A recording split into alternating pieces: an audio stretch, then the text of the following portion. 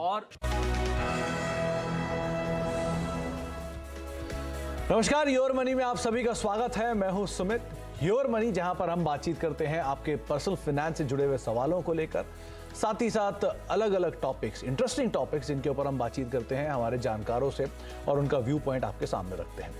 तो अगर आपका भी कोई सवाल है पर्सनल फाइनेंस से जुड़ा हुआ, या फिर आप भी अपने पोर्टफोलियो को बिल्ड करना चाहते हैं, हमारे एक्सपर्ट के साथ सीधे जुड़ना चाहते हैं और उनका नज़रिया समझना चाहते हैं अपने पोर्टफोलियो के ऊपर, तो अलग अलग माध्यम आपकी स्क्रीन पर है। आप सोशल मीडिया के जरिए, यानी कि आस्क आवाज़ योर मनी हैशटैग यूज़ करके यूट्यूब, माफ़ कीजिएगा, फेसबुक या फिर ट्विटर का हिस्सा बन सकते हैं। और उसके अलावा आप अपनी क्वेरी हमें yourmoney@nw18.com पर भी भेज सकते हैं। और साथ ही साथ आप एक व्हाट्सएप नंबर भी देख रहे हैं जहां पर आप अपना सवाल सीधे भेज सकते हैं 7045220000, जिस पर भी आप हमें अपना सवाल भेज सकते हैं। और अलग अलग जो हमारे जानकार हैं वो जुड़ेंगे आपके साथ और अपनी एक्सपर्ट ओपिनियन जो है आपके पोर्टफोलियो के ऊपर देंगे। इसी श्रृंखला में आज हम बातचीत करेंगे, हमारे साथ जो आज की जानकार है वो है पूजा भिंडे। उनसे हम चर्चा करेंगे आपके सवालों को लेकर, और बहुत सारे ऐसे टॉपिक्स हैं, इंटरेस्टिंग टॉपिक्स हैं जिसके ऊपर हम बातचीत करेंगे पूजा जी से भी। लेकिन आज क्योंकि सवाल ज़्यादा आ रहे हैं, तो सबसे पहले सवाल जो आपका सिलसिला ही शुरू करते हैं और बातचीत करते हैं हमारे पहले दर्शक से। हमारे साथ बातचीत करने के लिए अवतार जी मौजूद हैं। अवतार सर नमस्कार, सवाल पूछिए अपना। नमस्कार जी। नमस्कार अवतार नमस्कार सर जी। सर जी ऐसा है कि मैं अपना अभी फिलहाल 5,000 इन्वेस्टमेंट कर रहा हूँ, और ये एसबीआई के थ्रू ही किया है मैंने, एसबीआई ग्लोबल और एसबीआई मंगलम में। ओके। तो मेरा 5 साल का नजरिया है सर, 5 साल तो मैं कर सकता हूँ, तो मुझे कौन कौन से वो लेने चाहिए सर? आप 5,000 रुपए का निवेश कर रहे हैं एसआईपी के जरिए per month, right? Right sir. Okay. और आप 7 साल में 25 लाख का टारगेट एक्सपेक्ट कर रहे हैं? Right sir. ओके। और आपका मौजूदा पोर्टफोलियो जो है वो रफली 15,000 के आसपास का है? हाँ जी, हाँ जी, हाँ जी। ओके। पूजा जी, ये जितनी लिमिटेड अंडरस्टैंडिंग है मेरी, उसके हिसाब से शायद थोड़ा कम एसआईपी का साइज है जिसके हिसाब से इनका टारगेट अचीव होता है वो दिखाई पड़ेगा। 7 सालों में 25 लाख का एक कॉपस एक्सपेक्ट कर रहे हैं और करीब करीब 5,000 रुपये की एसआईपी है। क्या करना चाहिए इन्हें अपने एसआईपी में फेरबदल? आपका क्या प्रतिक्रिया है इनके सवाल के ऊपर? जी बिल्कुल। देखिए अवतार जी, सबसे पहले तो आपने गोल जो सेट किया है ना, वो थोड़ा समय शॉर्ट है उसके लिए। जैसे सुमित जी भी ने कहा कि 7 साल के समय में आपको 25 लाख की रकम जुटानी है, जो एक काफी बड़ी रकम है और टाइम होराइजन कम है। नॉर्मली म्यूचुअल फंड में हम जब भी एसआईपी रूट लेते हैं तो हम कहते हैं कि आप एसआईपी अमाउंट चाहे कम हो, लेकिन आपको टाइम ज्यादा देना है। यहाँ पे टाइमिंग की बहुत अहमियत है। ठीक है, अगर आपके पास टाइम कम है ना, तो आपको अमाउंट डबल ट्रिपल डालना होता है वही अमाउंट तक पहुंचने के लिए, जो अगर आप 5-1 साल थोड़ा और आगे से शुरुआत कर ले तो आपको आधा अमाउंट लगता है। नाउ अभी क्योंकि अब देर सहेर ही जैसे आपके गोल हैं, उसके लिए अगर हम प्लानिंग करने बैठे हैं आज से, ठीक है, तो 7 साल में अगर 25 लाख की रकम जुटानी है और आपने कुछ लमसम अमाउंट बोला, अब तक 15,000 जमा हुआ है आपकी 5,000 की एसआईपी से, तो आपको एडिशनल 20,000 की एसआईपी लगेगी। मतलब 5,000 की तो चल रही है, एडिशनल 15,000 की एसआईपी और आपको एड ऑन करनी होगी, या तो फिर थोड़ा बहुत आपको गोल जो आपका टारगेट है उसको आपको पोस्टपोन करना पड़ेगा। तो इस तरीके से प्लानिंग करें कि आप या तो एसआईपी अमाउंट टॉपअप करें या थोड़ा बहुत आपको गोल को पोस्टपोन करना पड़े। जो फंड्स की मैं आपको सजेशन दूं, क्योंकि आपने 2 ही फंड्स में शुरुआत की है और दोनों एक ही एएमसी के हैं, एक तो ग्लोबल फंड है और दूसरा ईएसजी है। दोनों ही एक सेक्टर और एक इंटरनेशनल कैटेगरी के फंड हैं, जो हम देख रहे हैं कि इंटरनेशनल ग्लोबल फंड्स जो हैं वो ओवरऑल डाउन है अभी जी। तो इसकी है, और साथ ही साल में आपको अमाउंट भी जुटाना है। सो जैसे मैंने कहा, अगर आप गोल पोस्टपोन कर सकते हो लॉन्ग टर्म के लिए, अगर आप उसको रख सकते हो तो ही आप ये फंड कंटिन्यू करें। नहीं तो बेसिक जो हम large mid cap flexi cap इस तरीके के फंड्स से भी आप अमाउंट जुटा सकते हैं। सो मेरे हिसाब से अगर मैं आपको कुछ फंड्स के नाम दूं, तो एक SBI large and mid cap fund आप कंटिन्यू कर सकते, शुरू कर सकते हैं नई एसआईपी। आईसीआईसीआई प्रूडेंशियल का फ्लेक्सी कैप है, कोटक इमर्जिंग इक्विटी फंड है और क्वांट एक्टिव फंड है। इससे आपको मार्केट कैप भी मिल जाएगा, मतलब थोड़ा बहुत आप उसमें जोखिम लेके रिटर्न भी कमा लेंगे, and at the same time flexi cap और लार्ज एंड मिड कैप से आपका पोर्टफोलियो थोड़ा डिवर्सिफाई भी हो जाएगा। जी तो सर सीधी एडवाइस पहले तो यही है कि या तो आप एसआईपी का अमाउंट बढ़ाएं या अपना ड्यूरेशन बढ़ाएं, दोनों में से एक का समन्वय आप सही करें और उसके हिसाब से आप अपने गोल को आसानी से अचीव कर पाएंगे। कुछ नाम आपकी स्क्रीन पर हैं जिनको आप देख सकते हैं और इनमें भी अपने पोर्टफोलियो में डाइवर्सिफिकेशन कर सकते हैं। अगले दर्शक हमारे साथ मौजूद है, गौरव जी हैं बातचीत करने के लिए। गौरव जी नमस्कार, क्या सवाल है आपका? मेरा सवाल है, मैंने आपको अपना पूरा पोर्टफोलियो भेजा हुआ है कि किस किस जगह है। मैं 15,500 पर मंथ का इन्वेस्टमेंट कर रहा हूँ एसआईपी के थ्रू और इन डिफरेंट फंड्स। मुझे लगता है the way I am assessing कि ये बहुत स्प्रेडेड है, इतना नहीं होना चाहिए। तो how I can consolidate my SIPs, so which will be the best option? Please suggest me, if any I need to stop it. Okay, इसी मंथ से, नेक्स्ट मंथ से मैं इस अमाउंट को 4,500 और बढ़ा सकता हूँ, 20,000 तक जा सकता हूँ। That is the second option कि किसमें हमें और डालना है। तीसरा क्वेश्चन मेरा ये है कि मेरा गोल है at the retirement, may be 15 years after down line, 15-16 years after the down the line, I need a fund between 2.5 to 3 crores. How much I need to increase in SIP and in which funds I need to increase it? अच्छा गौरव जी एक बात बताएं, आपने जो portfolio भेजा उसमें करीब करीब 13 एसआईपीज में आपका अलग अलग निवेश है। इतना बड़ा एसआईपी में जो आपने डाइवर्सिफिकेशन किया है, कोई खास वजह? इतनी सारी एसआईपीज कैसे चुन लिया आपने? नहीं, एक्चुअली हुआ क्या है कि जब मैंने इनिशियल स्टार्ट किया तो 3-4 एसआईपीज थी। अगर आप देखेंगे फ्लेक्सी, अगर आप देखेंगे तो फ्लेक्सी 2-3 कंपनीज की हो गई। तो अब जब मेरे को टॉप अप करना, तो मैंने टॉप अप न करके दूसरे फंड में डाल दिया। ऐसा क्यों? कहीं कहीं जैसे रिटर्न आ रहा है या कहीं से डिस्कशन हुआ और मैंने जब देखा उसके परफॉर्मेंस को, उस पर्टिकुलर फंड को उस बेसिस पे डाला। ओके। तो बट जैसे जैसे अब ये बड़ा हुआ तो मुझे रियलाइज हुआ, जब मैंने और नॉलेज इस पे गेन करी तो मुझे रियलाइज हुआ कि ये गलत हो गया यहाँ पर। जी, मुझे कंसोलिडेट करना चाहिए, 5 से 6 से ज्यादा नहीं होना चाहिए। ओके। अब मुझे कौन सी बंद करनी है ये डिसाइड नहीं कर पा रहा हूँ। चलिए, इसी के लिए पूजा जी बैठी हैं, वो आपको सही राय देंगी। पूजा जी, ये सवाल अक्सर लोग पूछते हैं, एसआईपीज लेते लेते लेते एसआईपीज इतनी सारी हो जाती हैं कि नंबर आपकी स्क्रीन पर है। इनफैक्ट प्रोड्यूसर साहब भी हमारे थोड़े परेशान हो गए ये ग्राफिक्स फायर करते करते और प्लेटें भरते भरते कि 13 एसआईपीज 14 एसआईपीज हो गई। तो एक आइडियल नंबर क्या है, कितनी एसआईपीज होनी चाहिए? दूसरा, क्या ज़्यादा एसआईपीज होना ज़्यादा मुनाफे की गारंटी है या कम एसआईपी होना ज़्यादा मुनाफे की गारंटी है? कैसे इसका चुनाव करें, कितना नंबर सही हो, क्या चीज़ों का ध्यान रखें? जी देखिए, ये जो सवाल है ना सुमित जी, वो बहुत ही अच्छा सवाल है एंड बहुत बेसिक सी चीज है जो हर इंसान गलती करता है।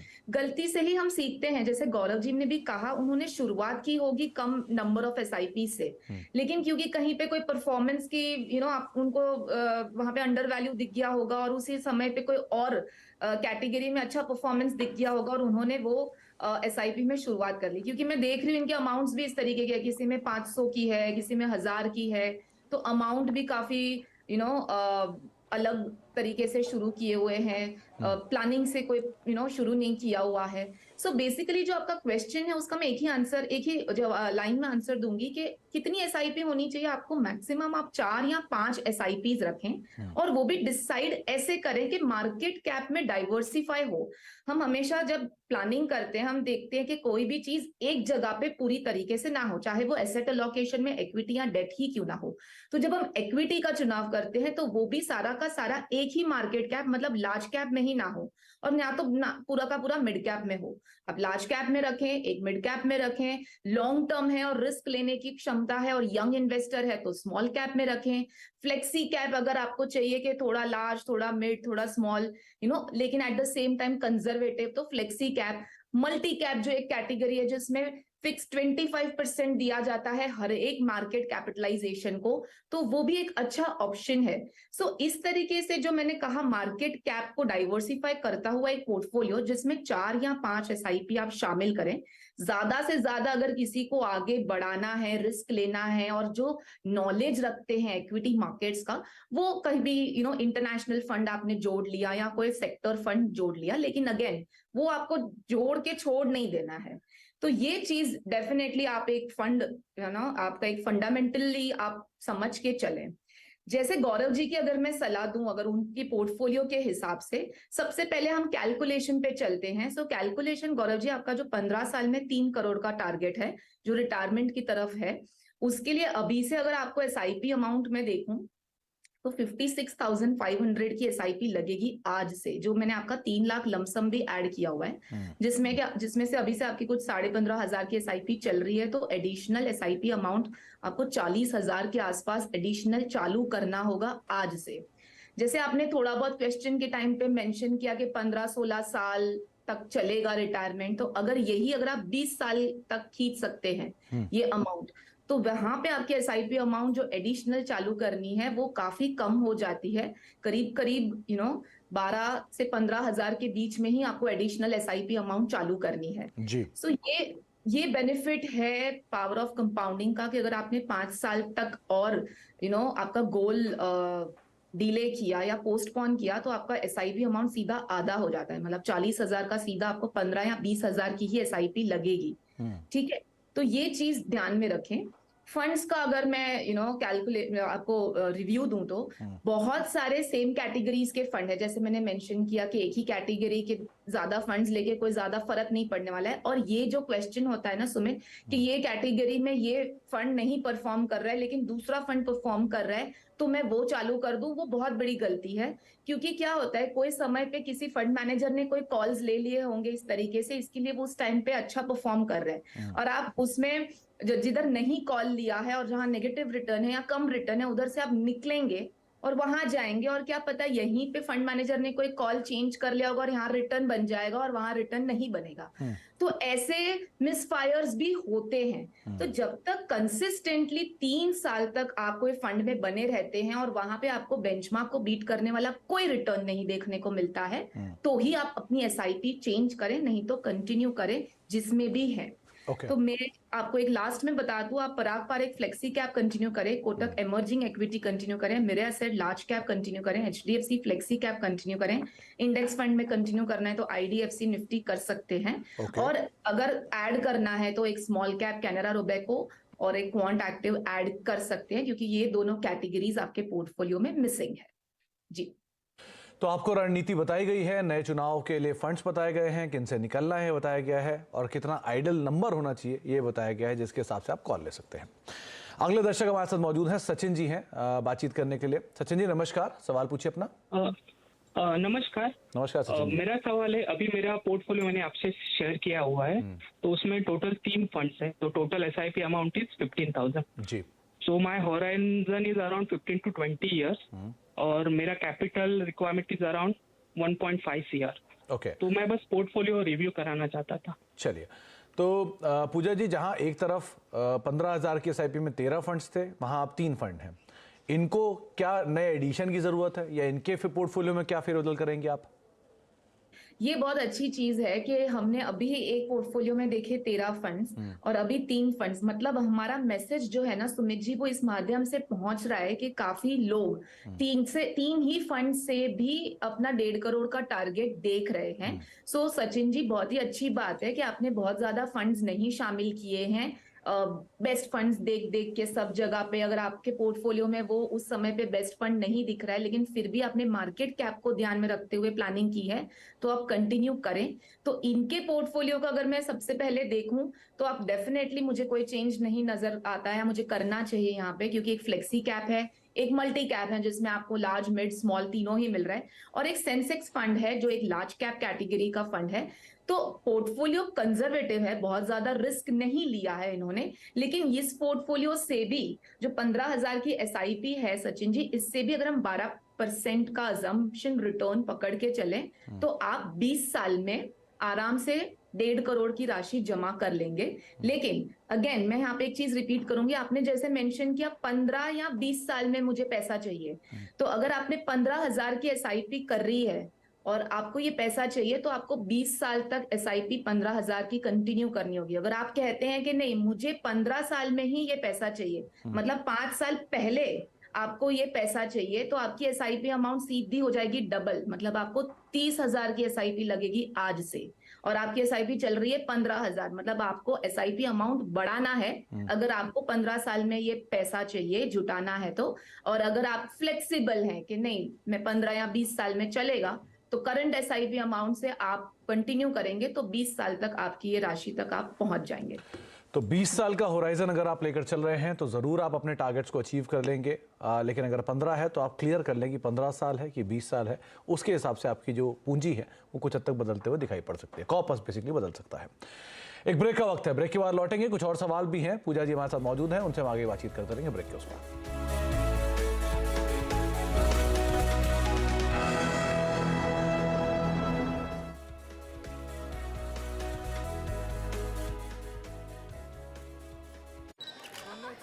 सुनो, फिर से शादी।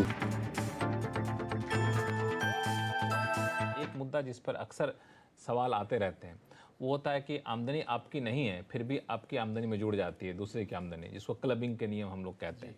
तो मेरे दो सवाल हैं इसमें। पहला, किन किन हालात में क्लबिंग के नियम लागू होते हैं और इससे बचने का कोई तरीका है क्या? सेक्शन 64 है लक्ष्मण क्लबिंग से संबंधित। आपने बिल्कुल ठीक कहा, इनकम आपकी नहीं है। जब आप किसी को गिफ्ट करते हैं, और ये 3 रिश्ते नाते ऐसे हैं जहां पर क्लबिंग अप्लाई होती है, पति पत्नी के बीच, और ससुर साहब और उनकी बहुरानी के बीच, जिसको father in law daughter in law हम कहेंगे, और माइनर चाइल्ड और पेरेंट के बीच। अगर आपने इन 3 जगह में अपने एसेट्स या अपने कैश या आपने को गिफ्ट किया है तो उससे जो आमदनी होगी वो आपकी आमदनी में जाके जुड़ जाएगी, इन 3 रिश्ते। अब इसमें जो बारीकियां हैं वो बहुत सारे लोग नहीं जानते हैं। पहली बारीकी है कि अगर मान लीजिए आपने पति ने एक, और मैं एक्चुअल केस देके बता देता हूँ, कोई पति साहब ने अपनी पत्नी साहिबा को 2 लाख रुपए का एक हार गिफ्ट किया। अब अगले दिन उन्होंने क्या किया, वो जाके उसको ज्वेलर के यहाँ इनकैश कराई, चुपचाप करा, बताया नहीं, और उसकी बैंक में एफडी कर दी। अब एफडी कर दी तो एफडी पे जो इंटरेस्ट था वो जाके पति साहब की इनकम में जाके जुड़ गया। अब पति साहब ने कहा भाई मैंने तो हार दिया था, ये इंटरेस्ट कहां से आ गया? तो अगर शेप चेंज भी हो जाती है, आइडेंटिफिकेशन चेंज भी हो जाती है दिए हुए अमाउंट की, तब भी वो क्लबिंग का नियम लागू रहता है। इसके अलावा एक्रीशन, किसी ने शेयर्स गिफ्ट किए पत्नी को, उन पे बोनस शेयर्स आ गए, एक्रीशन हुआ, कुछ जुड़ गया, वो भी जाके क्लब हो गया, उसके ऊपर बोनस शेयर्स जो मिले वो जाके क्लब हो गया। इसके अलावा बहुत सारे लोग ये नहीं जानते कि आपने अगर कोई ऐसी चीज गिफ्ट की है और उस पर घाटा हो जाता है, तो अगर साहब प्रॉफिट हम जोड़ रहे हैं तो लॉस भी जुड़ेगा, लॉस भी बिल्कुल जुड़ेगा। एक इसमें और बारीकी है, और ये भी एक्चुअल केसेस बहुत सारे हुए कि क्लबिंग का प्रोविजन वहां लागू नहीं होगा जब तक आप पति पत्नी बने नहीं है। अब एक लड़का लड़की की रिश्ता हो गया था, फियांसी थी वो, तो शादी से 1 दिन पहले उन्होंने 10 लाख रुपए उनको दे दिए। अब उस 10 लाख से जो इनकम हुई वो क्लबिंग नहीं, जबकि अगले दिन वो पति पत्नी बन गए, पर वो एज ए फियांसी दे दिए गए। तो बिफोर मैरिज कुछ भी दिया जाता है वो क्लबिंग नहीं होती है। और क्लबिंग का सबसे पते की बात आपने यही बताई, क्योंकि शादी का सीजन चल रहा है, इसमें इन चीजों का ख्याल रखना चाहिए। टैक्स प्लानिंग और लक्ष्मण, इसमें आप क्लबिंग में सेक्शन 54 जो कैपिटल गेन से बचने का है, आप उसका भी लाभ ले सकते। मतलब आपने कोई मकान गिफ्ट किया तो अब आपके में कैपिटल गेन क्लब होके आ रहा है, तो आप बाकायदा सेक्शन 54 में जैसे आप बचाते अपने मकान को, वैसे आप उसको बाकायदा बचा सकते हैं। एक एक्सेप्शन और बता देता हूं, काम की पति पत्नी की बातें आज बहुत चल रही हैं, वो ये है कि अगर पति पत्नी किसी पार्टनरशिप फर्म में दोनों पार्टनर हैं, पर अपनी लियाकत और अपनी क्वालिफिकेशन की वजह से पार्टनर हैं, फिर ये क्लबिंग लागू नहीं होगी। वरना आप पत्नी को पार्टनर बना लेते हैं तो पत्नी का जो प्रॉफिट होगा आपके में जाके जुड़ जाएगा। लेकिन इसमें एक चीज बताइए कि जैसे आपने पति पत्नी का एग्जांपल दिया है, फिर जो रिलेशन आपने बताया उसमें अगर सामने वाला खुद ITR फाइल करता हो तो क्या अपने में इनकम दिखाएगा कि नहीं दिखाएगा? वो बिल्कुल दिखानी पड़ेगी। ये तभी इसीलिए शुरू में मैंने वो 3 रिश्ते नाते बता दिए। अगर आपने इन 3 रिश्तों में कोई गिफ्ट किया है या अपनी इनकम को या अपने एसेट्स को पास ऑन किया है, तो उससे आने वाली इनकम के लिए आप तैयार हो जाइए। एक एक्सेप्शन मजेदार और बता देता हूं, इनकम के ऊपर जो इनकम आएगी लक्ष्मण, मतलब हमने FD कराई, उस पे ब्याज आया, ब्याज आपके में जुड़ गया, उस ब्याज पे जो ब्याज आएगा वो क्लबिंग के अंतर्गत नहीं है। तो बहुत ही फाइन प्रिंट आपने बताया। ब्याज के ऊपर जो ब्याज आएगा या फिर आमदनी जो हो रही है गिफ्ट की प्रॉपर्टी पे, किसी सामान पे। आप देख रहे हैं योर मनी, और हमारे साथ आज बातचीत करने के लिए पूजा जी मौजूद हैं। पूजा जी से हम चर्चा कर रहे हैं अलग अलग सवालों को लेकर। अलग अलग हमारे साथ सवाल आ रहे हैं म्यूचुअल फंड्स के पोर्टफोलियो रिजिक को लेकर भी। अगले दर्शक मौजूद हैं, नितिन वाधवा हैं बातचीत करने के लिए। नितिन जी नमस्कार, सवाल क्या आपका पूछिए। जी नमस्कार सर। नमस्कार नितिन जी। सर जैसे कि मैंने अपना पोर्टफोलियो आपको ऑलरेडी सेंड किया हुआ है, तो उस पोर्टफोलियो के बारे में रिव्यू चाहिए था। आपकी करीब 11,500 की SIP है, राइट? जी सर। और आप 15 से 20 साल में 1 करोड़ का लक्ष्य साध के चल रहे हैं। जी सर। ओके। जी। और उसमें सर मैं एक इंडेक्स फंड और ऐड करना चाहता हूँ, तो कोई अच्छा सा इंडेक्स फंड हो ओके ओके। एक SIP और स्टार्ट करना चाहता हूँ। वो SIP कितने की होगी नितिन जी? वो अराउंड 2.5 ओके, जो आपकी एग्जिस्टिंग SIP उसी के अराउंड, राइट? जी सर। ओके पूजा जी, इनके ऑलरेडी अच्छे फंड्स में इनका निवेश है और लक्ष्य भी कोई ऐसा अनरियलिस्टिक नहीं है। इन्होंने 15 से 20 साल में करीब 1 करोड़ का लक्ष्य साधा है। इनफैक्ट जो एग्जिस्टिंग पोर्टफोलियो वैल्यू उसके हिसाब से तो कम ही लग रहा है वो, और साथ ही साथ ये नया निवेश और करना चाह रहे हैं। क्या करना चाहिए इन्हें, क्या रीजे करें अपने पोर्टफोलियो में? बिल्कुल, देखिए सबसे पहले तो नितिन जी 1 करोड़ की राशि अगर 15 या 20 साल में चाहिए, जैसे मैंने हमेशा कहा है, एक क्लैरिटी आप ले आइए कि 15 या 20, क्योंकि वहीं पे SIP अमाउंट का बहुत फर्क पड़ जाता है। तो 10 या 20 हजार की SIP लगेगी, सिंपल है। अगर 15 साल में चाहिए तो 20 हजार की SIP लगेगी, और अगर 20 साल में चाहिए तो 10 हजार की SIP लगेगी। तो करंट SIP आपका 11,500 का जो SIP अमाउंट है, उस हिसाब से अगर 20 साल तक आप ये गोल कंटिन्यू करेंगे तो आप आराम से ये SIP अमाउंट से आपके गोल तक पहुंच जाएंगे। जो फंड्स की बात करूं तो डिवर्सिफाइड है काफी, लेकिन मिड कैप, फ्लेक्सी कैप, इस तरीके के फंड्स मिसिंग हैं, क्योंकि लार्ज कैप है, लार्ज एंड मिड कैप है, फोकस्ड फंड है जिसमें भी लार्ज कैप ज्यादा है, स्मॉल कैप लिया हुआ है। सो आपने जो मेंशन कि आप एक इंडेक्स फंड ऐड करना चाहते हैं, उसकी जगह पे मैं सलाह दूंगी, क्योंकि 15-20 साल तक की आपकी होराइजन है, तो एक मिड कैप ऐड करें, कोटक इमर्जिंग इक्विटी फंड, या तो फिर flexi cap, ICICI prudential flexi cap मैं सजेस्ट करूंगी। खाली एक चीज लास्ट में यहाँ पे इस क्वेश्चन के द्वारा यहाँ पे मेंशन करूंगी कि आप कभी भी आपके गोल की प्लानिंग करें ना, तो 1 करोड़ की राशि आप 15 या 20 साल में जो कैलकुलेट करते हैं, एग्जाम्पल 15 साल में, उसकी वैल्यू बहुत कम हो जाती है। 1 करोड़ की वैल्यू 15 साल बाद सिर्फ 40 से 1 लाख के आसपास रह जाती है, 35 या 40 लाख। सो इन्फ्लेशन को काउंट करें, 6 से 7% अगर हम इन्फ्लेशन देखें तो यही वैल्यू डबल हो जाती है, 2-2.5 करोड़ तक की वैल्यू बन जाती है, जिसके लिए अगर मुझे आज से SIP करनी है तो समझो 30,000 की SIP लग रही है 15 साल के लिए, तो सीधा डबल करना होगा, 40,000 की SIP लगेगी। तो रियलिस्टिक गोल पकड़े, एग्जैक्टली कितना अमाउंट चाहिए आज की तारीख में, उसको इन्फ्लेट करके SIP अमाउंट हम कैलकुलेट करेंगे, तो आपके गोल में कभी भी गैप नहीं होगा। तो आपने ऑलमोस्ट रियलिस्टिक गोल रखा है अपना, लेकिन जो 15 या 20 साल है उसका जो नंबर है उसे क्लियर कर लीजिए, उसके हिसाब से आप आंकड़ा सही तरीके से इवेलुएट कर पाएंगे। अच्छा पूजा जी, जाने से पहले आपकी तरफ से टॉप 4 फंड्स या 5 फंड्स? जी, सबसे पहले तो मैं जैसे कह रही हूँ, मल्टी कैप, फ्लेक्सी कैप आपके पोर्टफोलियो में होना चाहिए, तो quant active fund multi cap category में, ICICI prudential flexi cap fund flexi cap में, और एक मिड कैप स्मॉल कैप, क्योंकि नॉर्मली हमारे गोल्स 15-20 साल के आसपास होते हैं लॉन्ग टर्म के लिए, तो कैन रोबैको का स्मॉल कैप और Kotak emerging equity fund mid cap में। जी, तो ये 4 फंड जिनको आप नोट डाउन कर सकते हैं, फोटो खींच सकते हैं, और पूजा जी की तरफ से रिकमेंडेशन है, जिनको अगर आप अपने पोर्टफोलियो में नई SIP शुरू करना चाह रहे हैं तो आप इनके साथ अपनी शुरुआत कर सकते हैं। हर बार की तरह बहुत बहुत शुक्रिया पूजा जी हमारे साथ मौजूद रहने के लिए और अपनी वैल्यूएबल गाइडेंस हमें देने के लिए, हमसे बातचीत करने के लिए। फिलहाल वक्त एक ब्रेक का, ब्रेक के बाद लौटेंगे और कुछ और अहम खबरें लगातार CNBC आवाज़ में चलती रहेंगी।